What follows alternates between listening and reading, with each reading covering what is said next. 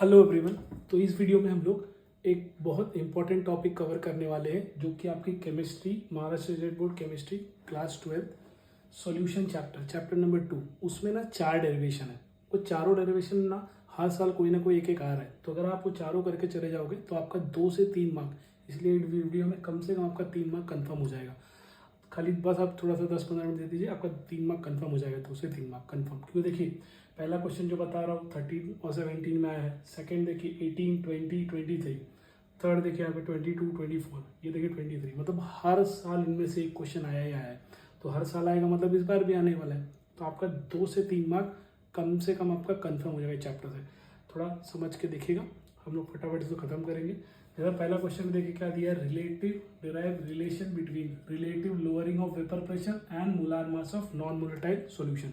इसका हमें एक्सप्रेशन निकालना है। तो हम क्या करेंगे, पहला पॉइंट यही रट के रखना है आपको कि relative lowering of vapour pressure जो कि क्या होता है P1 not minus P1 upon P1 not. P1 not क्या होता है, प्रेशर होता है सॉल्वेंट का, प्योर सॉल्वेंट का, और ये P1 क्या होता है, प्रेशर सॉल्यूशन का, सॉल्वेंट का सॉल्यूशन में होता है। ठीक है, ये प्योर सॉल्वेंट का है, ये प्योर सॉल्वेंट का सॉल्यूशन में। ठीक है, प्रेशर तो दोनों का difference delta P by P1 naught. तो ये किसके बराबर होता है, ये होता है x2, जिसको हम लोग मोल फ्रैक्शन भी बोलते हैं। तो पहला आपको क्या याद रखना है, P1 डिग्री या P1 नॉट आप बोल सकते हो minus P1 upon P1 naught का ratio is equals to x2। ये 2 पॉइंट आप याद रखो बस, ये इक्वल्स टू x2। ठीक है, ये याद रख लेना। इसके बाद क्या आएगा, मोल फ्रैक्शन किसको बोलते हैं हम लोग, N2 upon N1 plus N2, जहाँ पे N1 और N2 क्या होता है, नंबर ऑफ बोल सकते हैं मोल्स होता है। तो N2 upon N1 plus N2। अभी हमको क्या करना है, एक आइडियल सॉल्यूशन के लिए हमेशा क्या होता है, N1 की वैल्यू हमेशा ग्रेटर होती है किससे, N2 से। तो मतलब N2 ऑलमोस्ट इग्नोर हो जाएगा, तो इसलिए N1 प्लस N2 मिला के क्या हो जाएगा, N1। आई रिपीट, N1 की वैल्यू एक आइडियल सॉल्यूशन के लिए बहुत ज़्यादा होती है, N2 बहुत ही कम होता है, इसको हम इग्नोर कर सकते हैं। तो इसलिए N1 प्लस N2 क्या हो जाएगा हमारा, N1 के बराबर, क्योंकि N1 very very much greater है। इसलिए x2 हमारा क्या बन गया, ये x2 N1 प्लस N2 की जगह क्या आ जाएगा, सिर्फ N1 आ जाएगा, इसलिए आ गया N2 बाय N1।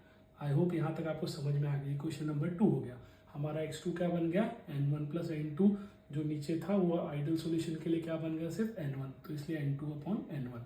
अब आप इक्वेशन नंबर 1 देखो, इक्वेशन नंबर 2 देखो।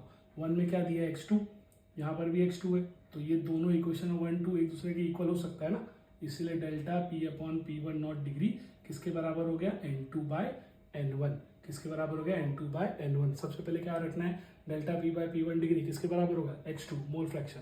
उस मोल फ्रैक्शन को क्या याद रख लेना, N2 upon N1 plus N2। लेकिन हमें पता है आइडियल सॉल्यूशन के लिए N1 की वैल्यू वेरी मच ग्रेटर, तो इसलिए रेशियो क्या बन जाएगा, N2 बाय N1। और दोनों को इक्वेट कर लो तो ये आ गया ऐसे, ये delta P by P naught की डिग्री किसके बराबर हो गया, N2 bye N1। I hope यहाँ तक क्लियर है। तो इसी मोल फ्रैक्शन जो है N2 का रेशियो क्या हो जाएगा, W2 बाय M2, N1 के लिए क्या हो जाएगा, W1 बाय M1।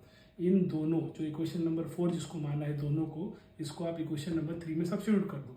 तो इक्वेशन नंबर 3 क्या हो जाएगा, delta P by P naught की जगह क्या आ जाएगा, N2 जो ऊपर लिखा है उसकी जगह आ गया W2 बाय M2, N1 जो नीचे लिखा है यहाँ पर ये, उसकी जगह पे क्या आ जाएगा आपका, यहाँ पे जो N1 है उसकी जगह क्या आएगा, W1 बाय M1। तो N2 की जगह W2 बाय M2, N1 की जगह W1 बाय M1। कहाँ पे रखोगे, क्वेश्चन नंबर 3 में। तो ये ऐसे आ गया। ठीक है, अब बस इसी M1 को आप क्या करो, ये अपॉन के अपॉन में ना, तो M1 कहाँ चला जाएगा, ऊपर, और W1 M2 कहाँ आ जाएगा, नीचे। W1 M2 कहाँ आ गया, नीचे। फिर से देखिए ये अपॉन के अपॉन में, तो इसलिए ऊपर जाएगा M1, इसलिए W2 के साथ कौन आ जाएगा, M1, और M2 और W1 दोनों नीचे आ जाएंगे। यही आपका रिक्वायर एक्सप्रेशन है मोल फ्रैक्शन के लिए, जो कि 3 मार्क के लिए 2 बार पूछा है, मार्च 13 में भी, मार्च 17 में भी। आई होप आपको समझ में आ गया होगा। पहले हमने क्या किया, बस delta P by P naught को क्या रख लिया, x2 और क्या होगा, N1 plus N2 upon N1 plus N2। लेकिन आइडियल सॉल्यूशन के लिए N1 प्लस N2 की वैल्यू क्या हो जाएगी, N1। यहाँ आ गया, बस इक्वेशन 1 और 2 को इक्वेट कर दो, ऐसे लग दिया, N2 की value W2 bye M2, N1 की वैल्यू W1 बाय M1। ये दोनों को उठा कर इक्वेशन नंबर 3 में डाल दो। ठीक है, तो आई होप आपका एक क्लियर है पहला वाला डेरिवेशन। ठीक है, अब इसी तरह देखिए जो इक्वेशन जो 2 है, सेकंड वाला डेरिवेशन है, determine molar mass of solute by elevation. Equation number 2, equation number 3 दोनों ऑलमोस्ट सेम है, बस यहाँ पे किसके लिए है, molar elevation of boiling point है, यहाँ पर फ्रीजिंग पॉइंट है, दोनों के दोनों सेम है। देखिए तो ये कब कब आया, 18, 20 और 23 में, 3 मार्क्स के लिए।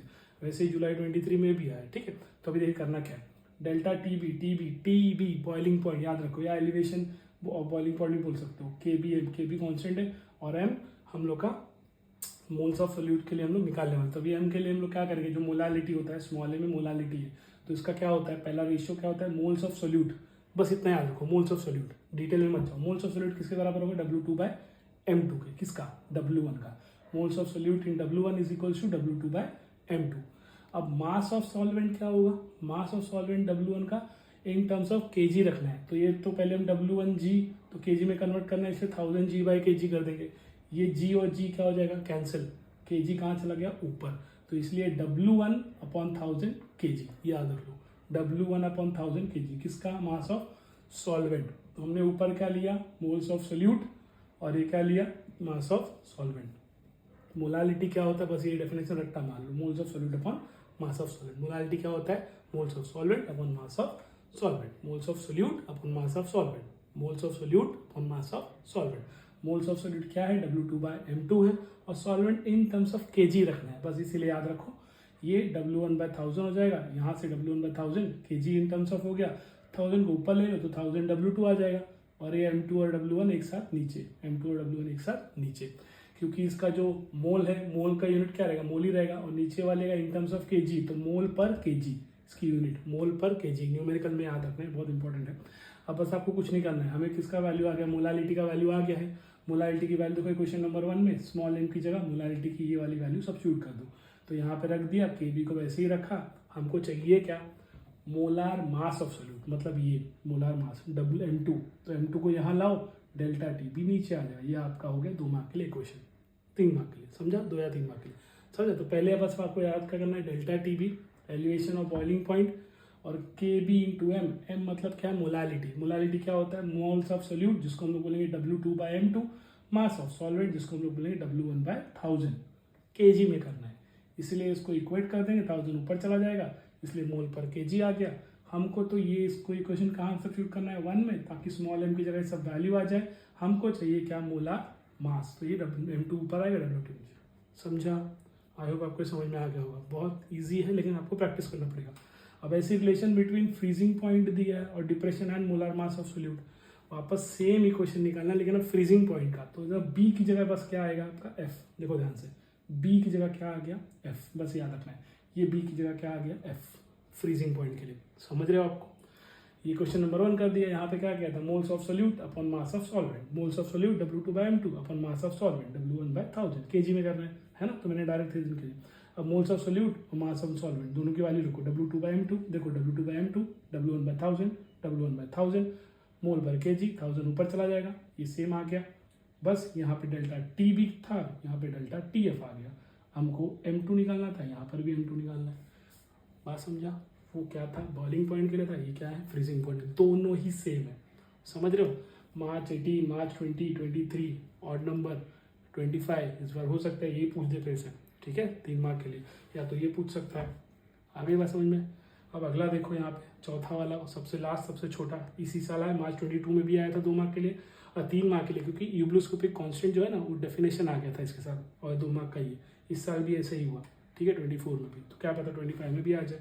अब बस हमें क्या याद रखना है, expression of molar mass of non volatile solute of by osmotic pressure measurement. तो हम सबसे पहले यहाँ पे बस हमको एक चीज रट के रख लेना है कि for very dilute solution osmotic pressure क्या होगा, पाई से डिनोट करेंगे, और N2 RT/V, N2 number of moles अभी देख रहे हैं हम लोग, R gas constant, T temperature, V volume. तो अभी N2 क्या होता है, बार बार हम ये देख रहे हैं ना, N2 W2/M2, तो देखो यहाँ पे लिखा था कहीं, ये रहा W2/M2, N2 लिखा W2/M2, यहाँ N2 की जगह रख दिया W2/M2। इक्वेशन 2 में 2 को कहाँ सब्स्टिट्यूट किया, 1 में, तो क्या आ गया W2/M2। बाकी RT वैसे ही रखा, बस हमको चाहिए क्या यहाँ से, M2 चाहिए, तो M2 ऊपर ले लो, पाई नीचे आ गया, क्लियर है ना। देख लो, फिर से बोलता हूँ, ऑस्मोटिक प्रेशर किसके लिए, वेरी डाइल्यूट सॉल्यूशन के लिए क्या होगा, N2 RT/V, V, और ये N2 की वैल्यू क्या होती है हमको पता है, W2/M2, तो इसी क्वेश्चन 1 में हमने क्या रख दिया, 2 की वैल्यू जो कि है W2/M2। चाहिए क्या यहाँ से हमको, M2 चाहिए, तो M2 ऊपर ले लो, पाई नीचे आ जाएगा, तो ये क्वेश्चन आ गया, है ना।